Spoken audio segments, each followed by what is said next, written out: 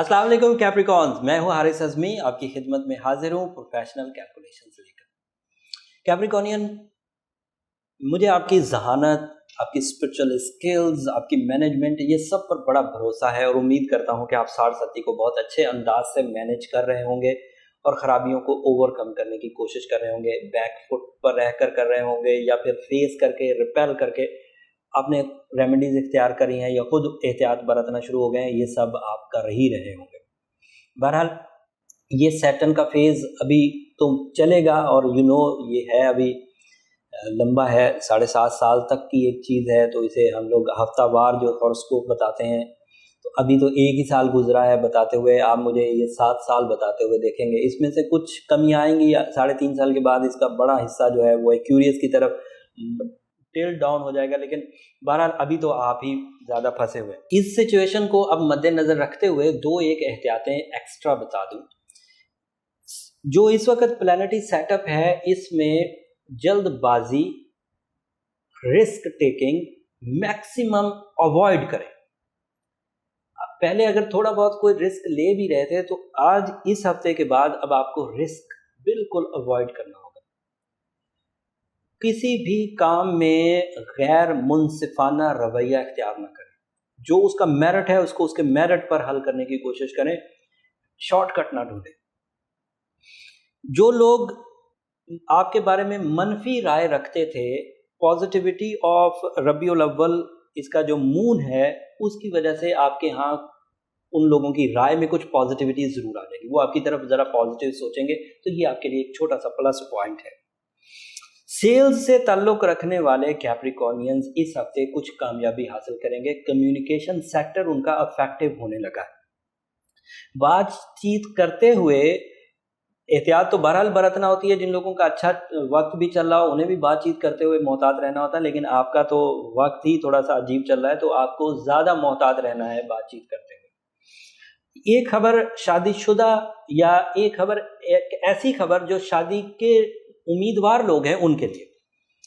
अगर आप डिसाइड कर चुके हैं और शादी अवाइल में ही करना चाहते हैं, चढ़ते हुए चांद में, और रबीउल अव्वल सीजन होता है लाइफ पार्टनरशिप के डिसीजंस का, लाइफ पार्टनरशिप इवेंट्स का, तो अब मोहतात रहिए और अपनी जो स्पिरिचुअल फैक्टर की रेमेडीज हैं वो परफॉर्म करके फिर शादी के बंधन में बंधिए। उसमें सूरह शम्स दिन में पढ़ना ये बहुत ज़रूरी हो गया है और सूरह नजम रात में पढ़ना ये बहुत ज़रूरी हो गया है। साथ में रूबी स्टोन आपके लिए इंतहाई इस वक्त ज़रूरी हो गया, तो ये थोड़ा सा मोहतात रहकर करिए। अंडरस्टैंडिंग्स को बढ़ाइए, लोगों को समझने की कोशिश करिए।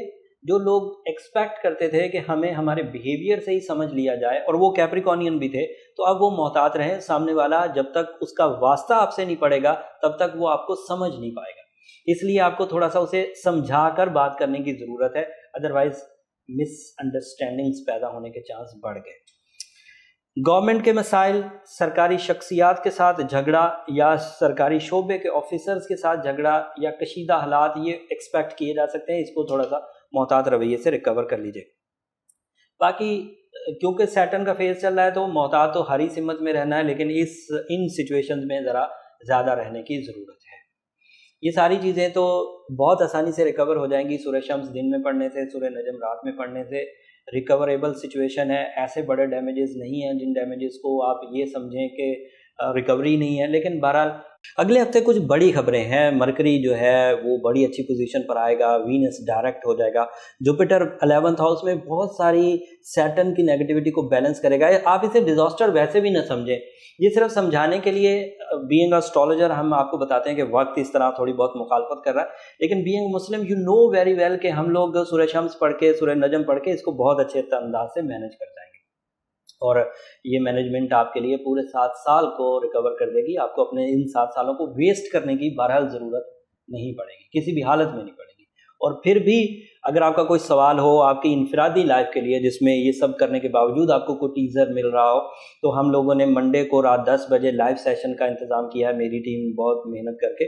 तो मंडे को रात 10 बजे आप अपनी ज़िंदगी के चार्ट के बारे में लाइव सवालात कर सकते हैं। उसमें जो अलग से रहनुमाई हो सकी मैं ज़रूर करूँगा।